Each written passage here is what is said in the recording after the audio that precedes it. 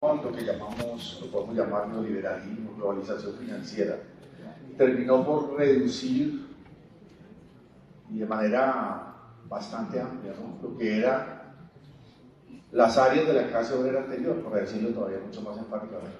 En Colombia, uno lo puede ver en todos los países, pero en Colombia, antes de empezar las políticas neoliberales, es decir, en el 90, estábamos más o menos en el 24% de la producción manufacturera dentro del PIB, o sea, dentro de toda la producción global del país. Hoy no llegamos al 12%. Todo eso es fin de parques industriales, destrucción de empresas, que obviamente sabemos por la globalización que se crearon cadenas de valor internacional y que mayoritariamente hoy están en Asia. Lo comentamos también a propósito de Europa, lo cual te plantea un reto, o sea, las formas organizativas tradicionales de los trabajadores y de la llamada clase obrera en el periodo anterior ha sido desestructurada en muchas partes. Bueno, hay un ejemplo grandísimo en América Latina que es el ABC Paulista. 3 pueblitos que vivían a las afueras de São Paulo, que se llamaban San Antonio, San Bernardo y San Cayetano, que les pusieron el ABC.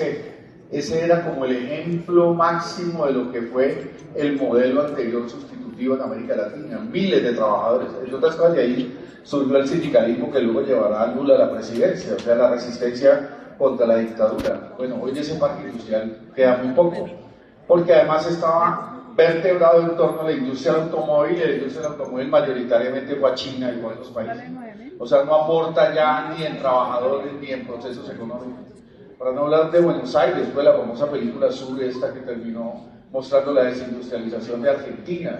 Es decir, para no hablar de Italia, por ejemplo, toda la zona norte de Italia, que fue el gran bastión de la clase obrera, no solo italiana, sino europea, desde las grandes jornadas de Milán de los años 20 y demás, pues ya no existe, ya es una ciudad de servicios, son ciudades de servicios. Entonces eso hay que tenerlo en cuenta en la base, digamos, sociológica de la reinterpretación de lo que puede ser hoy el mundo del trabajo y su resistencia. Va al Congreso, ¿no? Creo que ese es el primer llamado que nos hace aquí el amigo Ignacio, ¿no? O sea, los cambios que se están produciendo y cómo de alguna manera tenemos que tener como referente también para la cultura, incluso para la proyección política, ¿no? ¿Usted se va en infantería o se va en bus? Entender su limitación. ¿Usted se infantería? ¿Usted le gusta? Hay otra cosa que es muy importante, y es entonces las luchas del último periodo en América Latina, estoy diciendo, han sido más territoriales que sectorizadas.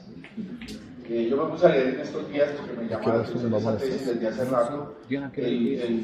La resistencia más importante que hubo en América Latina, me modo de ver en los últimos 10 años, que fue Chile, que terminó produciendo una forma explosiva generalizada importante. Bueno, Cali para nosotros también fue muy importante, que tiene más o menos las mismas características, pero no llegó al estallido nacional. En cambio, Chile sí llegó al estallido nacional. Y cuando uno ve las particularidades de ese estallido, se da cuenta que la anterior clase obrera del cobre, que era la que marcaba, la que vertebraba las luchas hasta el periodo de Allende, pues no pudo participar porque fue desestructurada por la misma dictadura. O sea, fue, digámoslo, literalmente masacrada, sus líderes.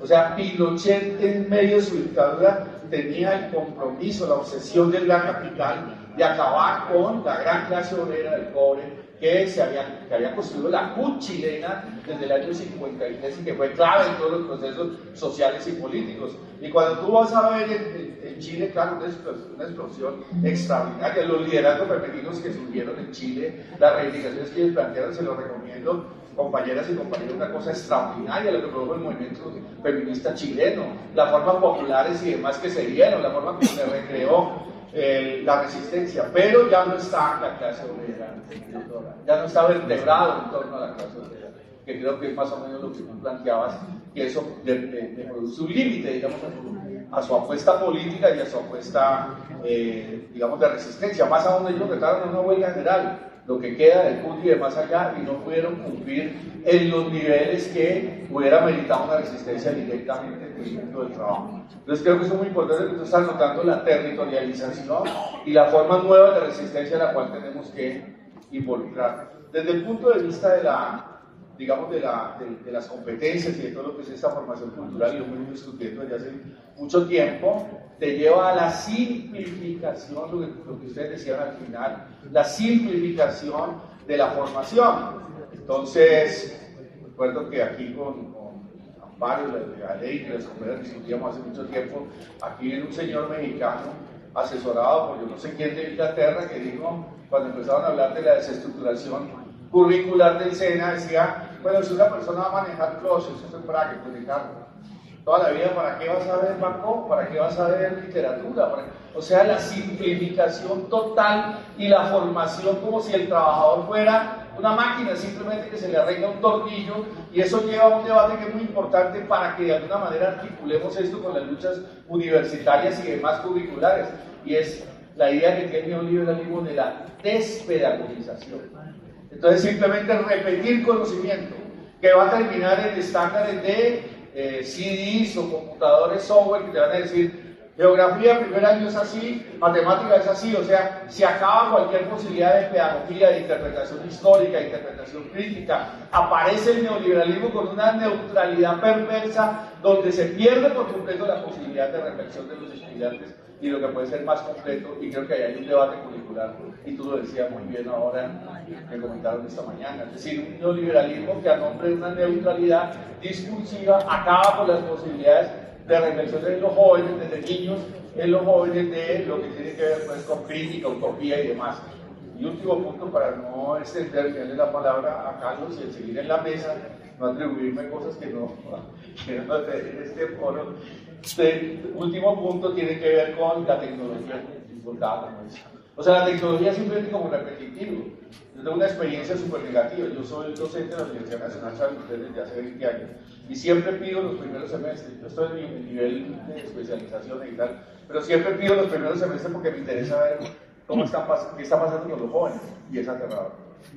O sea, nosotros estamos perdiendo en las capas juveniles la capacidad crítica. Se ve incluso desde el punto de vista de la pasividad, porque es que el celular, el internet, genera una pasividad. O sea, yo recibo el mensaje, no creo el mensaje.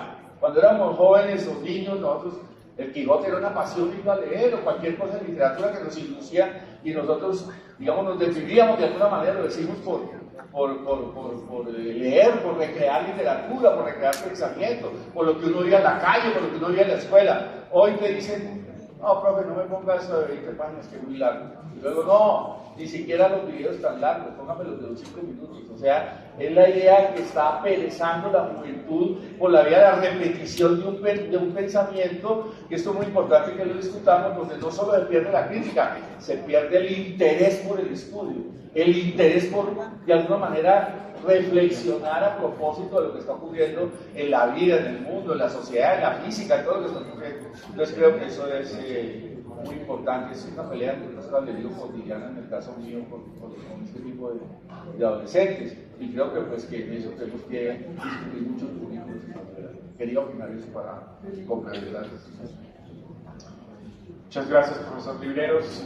Un saludo también a todos los delegados acá de escena de este evento. Muchas gracias por la invitación. Pues he acompañado toda la jornada de la mañana. Realmente la presentación que nos hizo Rosa para mí hoy fue pues, muy estremecedora. Escuchando también lo que se reflexiona acá es más que desafiante, es preocupante. Porque la educación, la profesora Rosa lo mencionaba, tiene la función ideológica y el negocio, pero yo le sumaría también el control de la sociedad. O sea, estamos viviendo una situación en la cual pues nuestros gobiernos progres no tienen en su agenda estos asuntos. Todos vivimos en el Jurásico, Rosa, todos somos de por allá, los que tratamos como de dar estas ideas. Dinosaurios, etcétera, por allá nos clasifican, porque realmente entrar, digamos, como a debatir sobre asuntos como que, por ejemplo, el SENA no debería concentrarse única y exclusivamente en esa doctrina de la empleabilidad, y que el movimiento de su misión sea más completa, o la crítica que se tiene a las metas en materia de educación superior, en materia de formación profesional, cuando se habla que la modernización pues debe tener en cuenta las características de nuestro capitalismo, entender las economías populares, rescatar metodologías que ya tienen cena desde hace mucho tiempo, o superar aquella idea de que existen jerarquías en la educación y entonces la educación superior es mejor que la formación profesional o que otro tipo de conocimiento. Aquí nos llaman también de dinosaurios. O sea, realmente estos debates no hacen parte del núcleo de lo que es una propuesta alternativa en el país. O sea, cuando uno ve realmente lo que se está proponiendo aquí, un poco más al sur, en otras partes, seguimos en la misma lógica. ¿Sí? No hay nada, es simplemente tal vez como aquella idea de la focalización, veamos lo más vulnerable, y llegamos como un perro persiguiéndose la cola. ¿Sí? Y eso es difícil y no basta con que tengamos estallidos sociales, grandes, medianos, pequeños. Parece ser que no generamos un proceso de aprendizaje, no conseguimos leer qué es Edwin, ¿firmaste? La sociedad está demandando. No conseguimos eso. Y esa es una preocupación realmente por lo que tenemos hoy, pero también con lo que estamos vislumbrando para más adelante. Porque si no tenemos ni izquierda-derecha, ¿sobre qué agenda estamos construyendo? Porque es otra de las preguntas que a mí me generó mucha preocupación. ¿Sí? O sea, si esa es, digamos, la reflexión, pues, ¿qué estamos realizando? ¿Qué hacer? Y entonces ahí uno comienza a pensar, bueno, se habla, digamos, como de superar aquel determinismo económico en la educación. Es decir, que la gente, digamos, pues importa con la cultura, el conocimiento, etc. Pero esta es una sociedad de chantaje. Nosotros vivimos en una sociedad de chantaje por parte del capital financiero, de los propios gobiernos, de donde viene, digamos, el saber cultural. Le dicen, bueno, en nuestros países, pobreza, Argentina 56%, en Colombia alrededor del 40%. Entonces hay pobreza, pero tenemos cada vez más archivos. Tenemos el tema del ajuste fiscal, que el endeudamiento público nos está destruyendo, que necesitamos hacer ajuste y demás, pero cada vez los bancos tienen mayores ganancias. Tenemos, digamos, la idea de que la inteligencia artificial y el multiverso va a destruir el mundo del trabajo, que no vamos a tener más empleo y demás. Pero nunca antes en la historia de la humanidad trabajó tanto como ahora, y vivimos tan cansados como ahora. Entonces, realmente tenemos que encontrar que la educación nos sirva para superar ese chantaje social que vivimos, ese chantaje que nos dan las grandes corporaciones, los bancos y demás, y hacer, digamos, como esos llamados es realmente el gran desafío. Pero desgraciadamente ningún plan de desarrollo que yo conozca alternativo lo ha pensado de esa manera, porque seguimos en los mismos estándares, en la misma estructura de cómo se deben pensar las políticas. Y tal vez aquí es donde nosotros tenemos que, tal vez desde el mundo sindical, desde el mundo popular, generar realmente esas categorías. Que las categorías que vengan desde aquí, las lecturas que se vengan desde esas realidades, sean contempladas en las políticas. Que no sea el andamiaje normativo el que nos lleve a adaptar lo que se quiere decir, sino superar esos marcos. Eso es como lo que quiero que tengamos como en esta fase. Ojalá llegue antes Felipe Mora para que terminemos lo que decía el tema de la revolución educativa, la crisis que hay alrededor de ese asunto. Y bueno, dejo por ahí para seguir con las reflexiones. Bien, adicionaría entonces a lo que vamos reflexionando el tema de los límites del progresismo, ¿no? Que aunque mañana vamos a seguir discutiendo y demás, el asunto es que no cambia el acervo ideológico, educativo del neoliberalismo, como tampoco cambia, digamos, la macroeconomía neoliberal. ¿No? Ahí tenemos un límite. Todos estos movimientos sociales de gran calado, como dijimos, Chile, Cali mismo, aquí, o Colombia mismo, lo que se probó a nivel internacional, terminan empujando gobiernos alternativos, pero ellos siguen en el límite de lo que ya está establecido. ¿Cómo lo ven? Ya lleva también al plano cultural. Sí, yo no sé muy bien, es algo que a veces le doy vueltas, si es que realmente cuando personas o partidos progresistas de izquierda llegan al gobierno, empiezan a pactar, tienen presiones del Banco Mundial, de estos, de los otros, etcétera, o si realmente hay una dificultad real para tirar adelante aquellos proyectos que se habían programado. Es una duda, no sé muy bien si es que no quieren o que no quieren porque una vez están arriba van cambiando, o si realmente la dificultad exterior es demasiado fuerte. Esta es una de mis dudas, pero es real.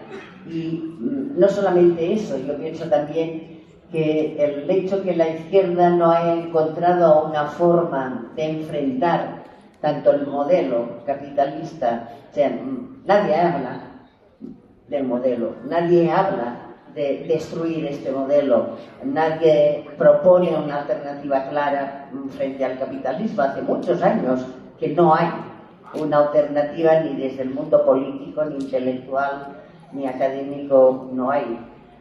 Por lo tanto, en el momento en que un gobierno progresista, un gobierno de izquierdas intenta cambiar las cosas, pero dentro de este marco es muy difícil cambiarlos si no cambias el marco. Y entonces, ¿qué es lo que pasa?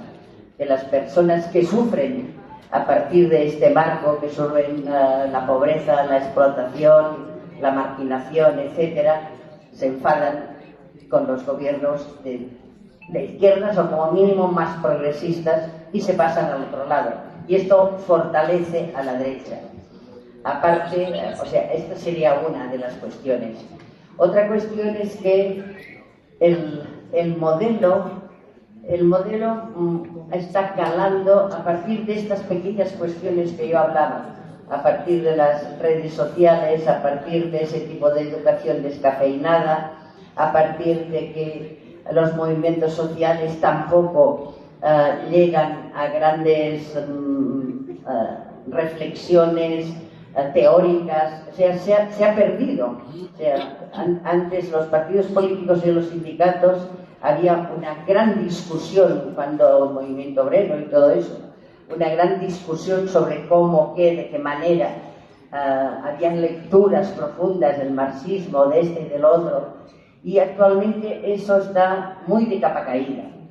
Y en ello tiene que ver tanto el clima en general, las necesidades básicas, pero también las nuevas tecnologías. Las nuevas tecnologías, además, no permiten la calma. O sea, no hay espacios. Uno de vosotros decía que a pesar de tanta tecnología, tenemos menos tiempo que nunca. Y esto es muy terrible, porque cuando uno no tiene tiempo, no puede reflexionar, no puede pensar, no puede dialogar, no puede proyectar. Pero es verdad, o sea, las nuevas tecnologías, sobre todo los jóvenes, prenden una cantidad de tiempo impresionante, de tiempo además bastante perdido, porque la gran mayoría de jóvenes no lee artículos en el móvil, no lee, yo qué sé, propuestas teóricas, no lee marxismo, no lee nada y todo eso. Lo único que lee son tonterías que van pasando.